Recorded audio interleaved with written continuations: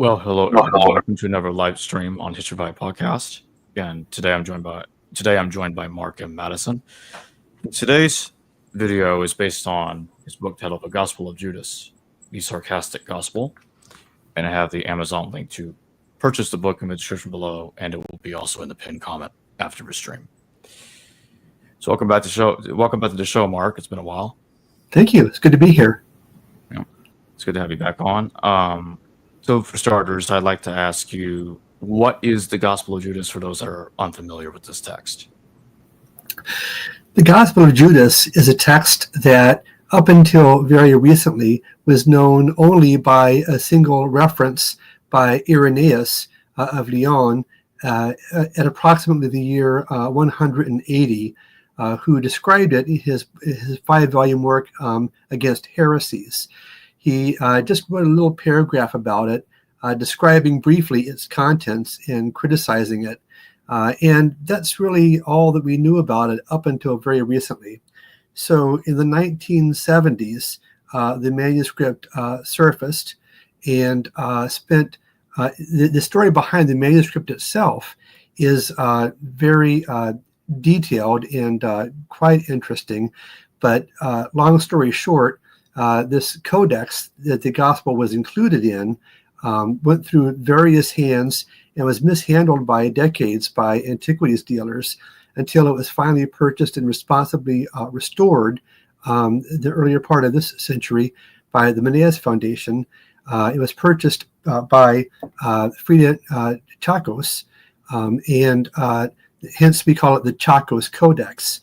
This codex is a book that's written in Egyptian, specifically in Coptic, in about the 4th century or so, and it contains several books, beginning with the letter of Peter to Philip, followed by the first apocalypse of James, followed by the Gospel of Judas, followed by the book of Elegenes, different from the one in the Nag Hammadi library, and finally a little bit of the Corpus Hermetica 13 on rebirth. So these are the texts that are included within that codex, and the Gospel of Judas obviously was the most sensational find, because now for the first time scholars actually had access to the text that was only briefly mentioned by Irenaeus. So this is the only manuscript copy that we have currently, so it's a fascinating text.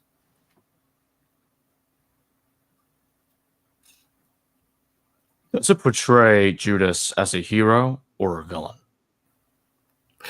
That's a great question. So initially, the first scholars who are working on the text portrayed Judas as the hero, kind of along the lines of like a Jesus Christ superstar, right? That Judas, was doing what he needed to do, and specifically that he was carrying out the wishes of Jesus and helping to orchestrate the events that led to the Passion. And there's some truth to that, but unfortunately, because of the circumstances surrounding the initial translation and publication of the work, there was a lack of peer-reviewed work, specifically National Geographic, which wanted to have a big media splash, made the scholars sign non-disclosure agreements, and they were reconstructing and translating the text all at the same time. And there were additional fragments even that weren't recovered until after National Geographic published their initial volume in 2006, with the critical edition coming out the year after in 2007 with full-color photographs. And there were some key elements that the scholars didn't quite handle the best way, one of them being where Jesus calls Judas the 13th daemon, which we would normally translate as demon, but they initially translated it as God or spirit, thinking that they're trying to mitigate the negative connotations there, and a few other translation choices as well to make Judas into a hero. In my book that you're describing, I walk through that in much more detail and argue that actually, in following April DeConnick, that Judas is portrayed much more as a villain. In a more nuanced way, one could say that there's an element of both, because the fact is that Judas in this text is portrayed as being more than the other disciples. He clearly is. All of Jesus' disciples in this text are ignorant. They're following the wrong God. They're misunderstanding Jesus all the time. And Judas is the one who, more than any other disciple, understands Jesus, knows who he is, knows where he comes from, and is clearly more enlightened than the rest of them. So by comparison with the other disciples, he certainly stands out more. On the other hand, in the text, and this is close to the end of the text, in the dialogue where Jesus says to Judas, he says, "You'll do more than all of them because you'll deliver over the man who bears me." In other words, his fleshly nature for the crucifixion. And that creates an interpretative question. When Jesus says, "Judas, you will do more than all of them," does that mean you'll be better than all the disciples, or you'll do worse than all of the other disciples, by betraying me in the passion?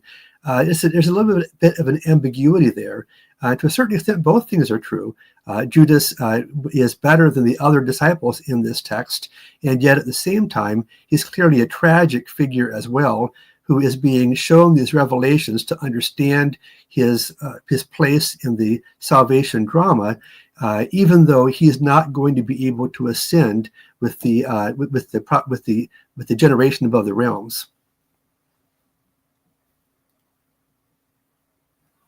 Does Jesus criticize the disciples, and why does he do so?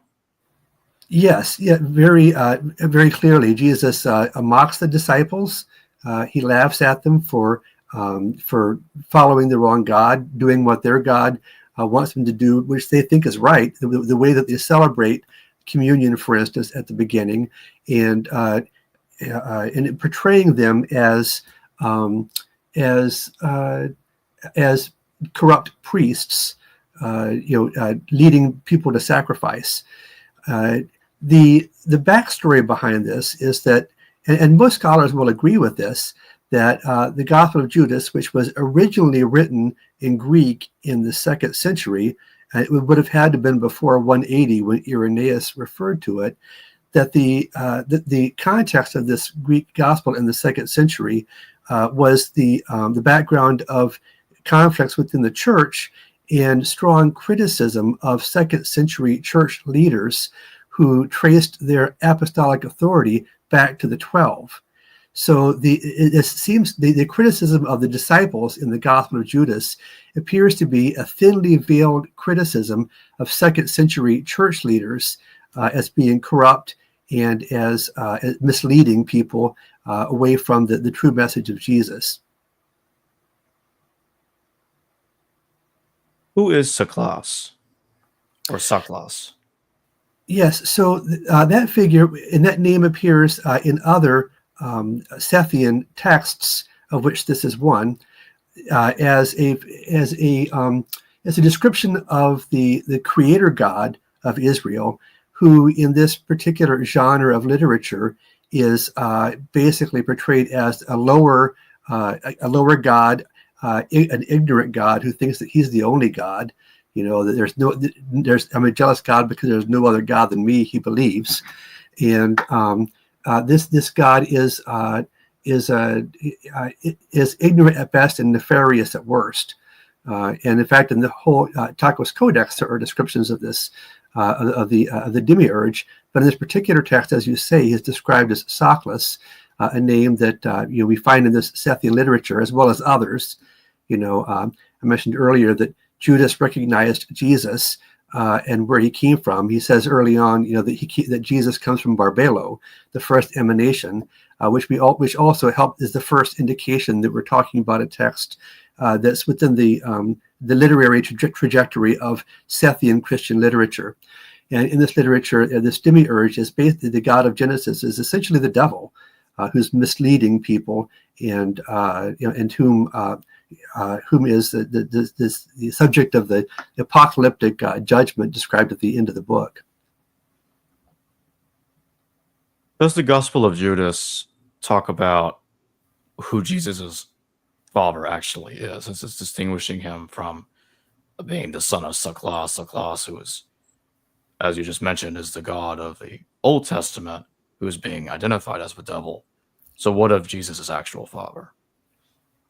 Well, Jesus in this text clearly comes from from above, from the higher realms, as Judas says, from Barbelo, the first emanation out of the truly unseen one, the indescribable, ineffable one, the God above all, and Jesus comes from that realm in order to accomplish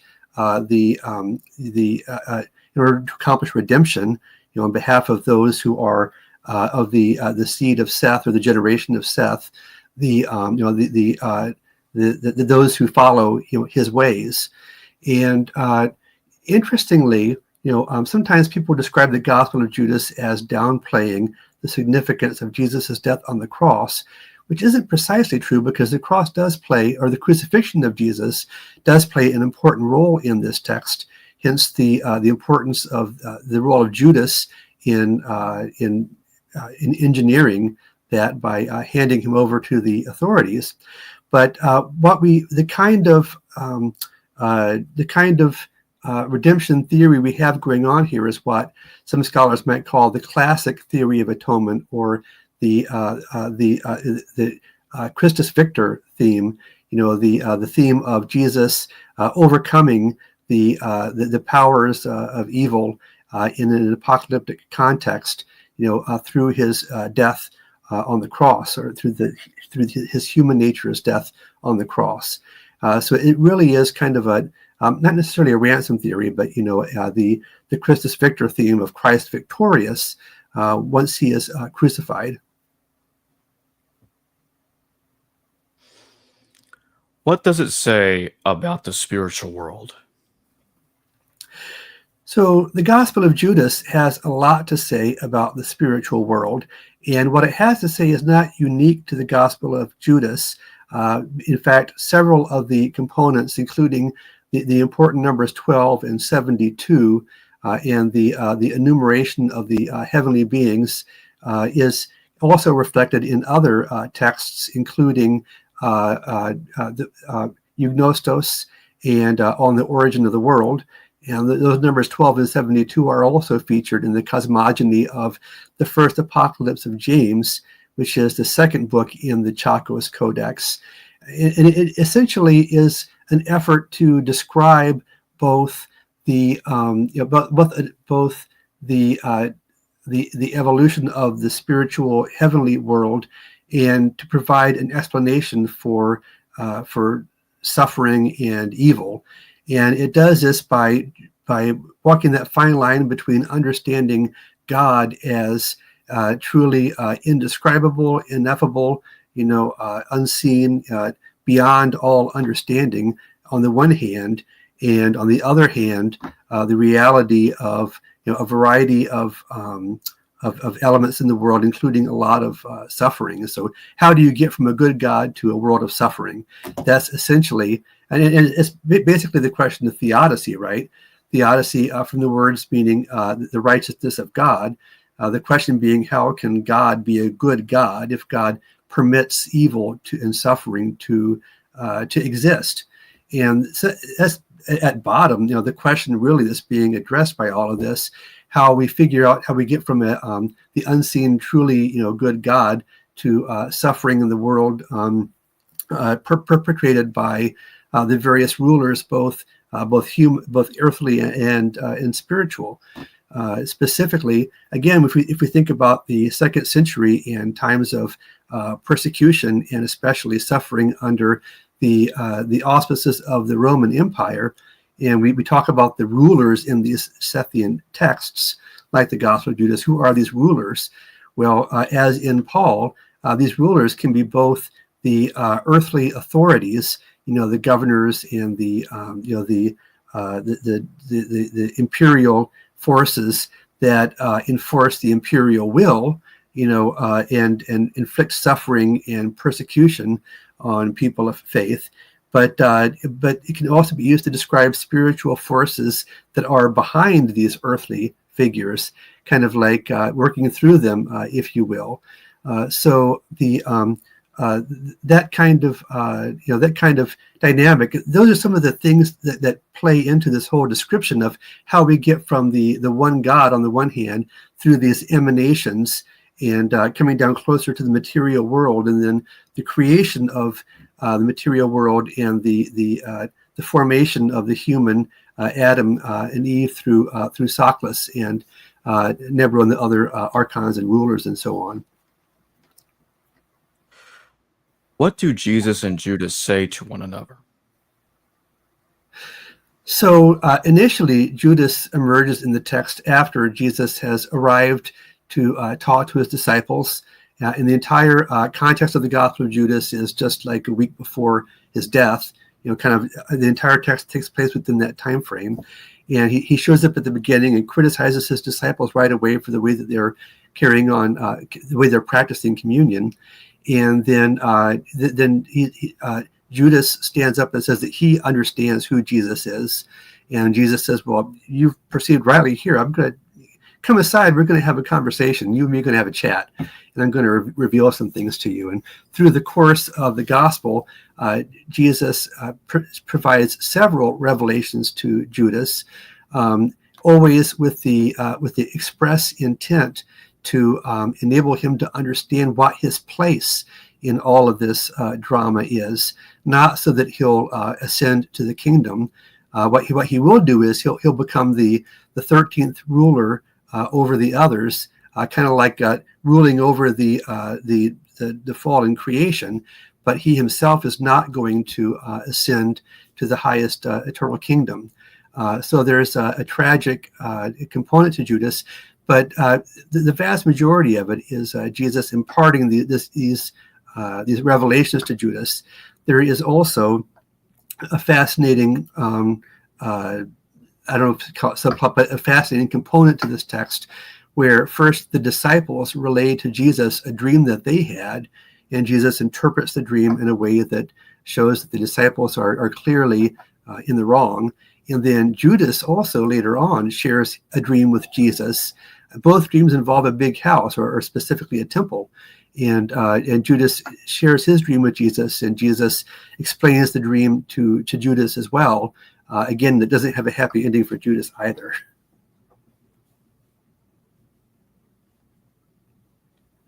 How does it view the betrayal of Jesus by Judas?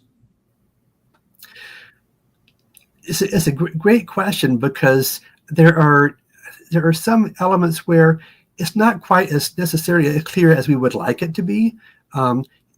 Jesus does tell Judas, look, your role is to hand me over. You'll be handing me over. Now, does that mean that, as some people have described it, Jesus is working with Judas, his best buddy, to facilitate his arrest, so that the mystery of salvation can be accomplished, and Judas is a really good guy? Or is Jesus saying, look, this is a terrible thing that you're going to be doing, and that's part of your role in this drama. So there's that component of it. So your question was the meaning of Jesus' death here, right? Yeah. Yeah. So as I mentioned earlier, the aspect of Jesus' death that is significant is his victory over the forces of evil that conspire against him and seek to destroy him.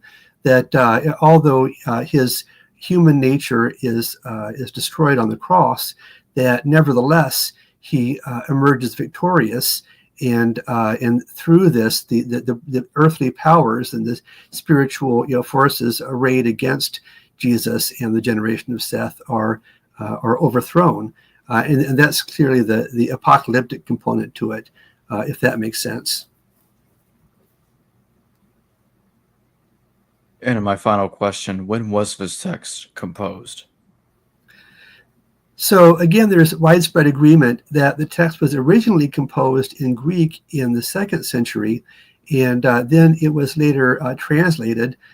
We don't know how many times it may have been translated, or whether the Coptic text was translated directly from a 2nd century Greek original or from some other iteration of the text.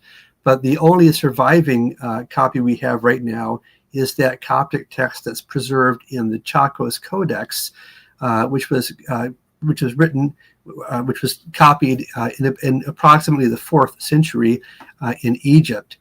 What's fascinating there is that by considering the context of both of these versions, both the Greek prior text that we know existed, even though we don't have a copy of it, and the 4th century translation, by considering the different contexts of the two, it is possible to discern some of the differing perspectives of the authors and editors and what was most interesting to them.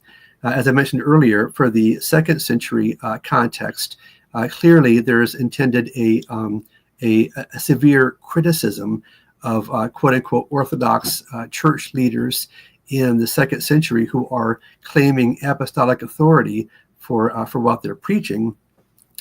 But in the 4th century context, when we look at the books that were compiled into the Chacos Codex by the original scribe and editor of these texts, we look at as I mentioned, the letter of Peter to Philip, the first Apocalypse of James, the Gospel of Judas, the Book of Algenes, and Corpus Hermeticum 13.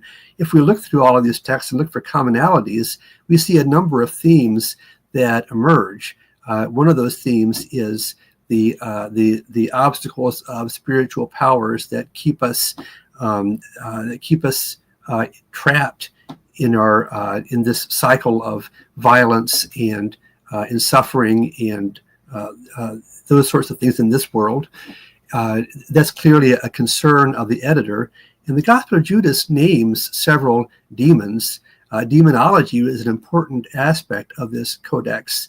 And in the 4th century, Christians were very concerned about demons and how to overcome demons.